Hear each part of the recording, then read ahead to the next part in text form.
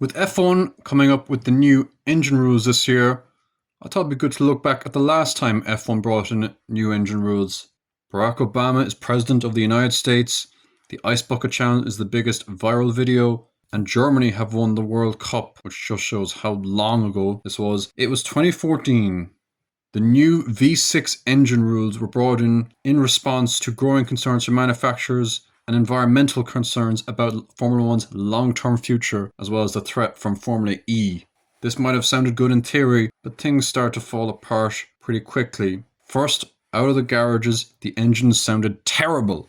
The high-pitch, high-volume V8s were gone, and they're now replaced by these vacuum cleaners. Cost exploded.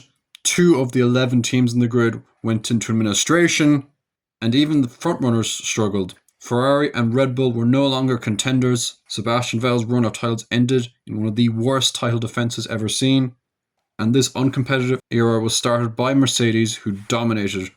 Their car sometimes a second a lap quicker than the rest of the field, building one of the most dominant cars seen in modern Formula One. Daniel Ricciardo was the only driver really to challenge them, winning 3 races in his first year at Red Bull, but it was pretty downhill other than that. Safety precautions required teams to take sometimes up to 12 hours to perform an engine change, and even more. Teams had to take so many precautions, engines blew up, or they were just really slow.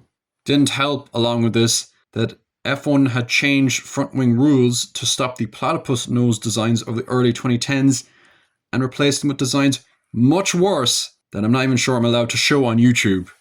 And as if they weren't happy making everyone angry, they doubled the amount of points available for the last race this season. Once again, nobody had asked for this. The only reason this season remained anyway compelling was we actually had a decent championship fight. Childhood friends turned adult enemies. Nico Rosberg and Lewis Hamilton fought for the championship, sometimes going over the edge. But at the end of the season, Rosberg tailed off. He took pole for the last race and had a chance for the double points. But once again, F1's engine rules came into play. His energy recovery system failed at the final race, and this allowed Hamilton to easily win the title. Hamilton-Mercedes was a new partnership, a new winning combo. Seemed fresh at the time, it would very quickly get old, and it would set, of course, a new dominant dynasty seen for the rest of the decade. 8 consecutive Constructors' Championships started this year.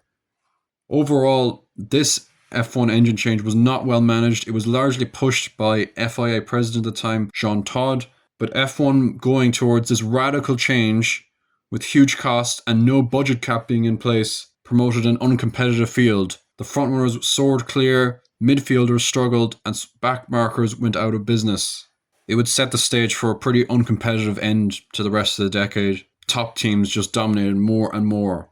The lesson to this is that F1 will hopefully manage this a lot better in the upcoming rule changes, which it does look like they're seemingly doing. Let's hope that this dreadful 2014 season will never ever see repeated again.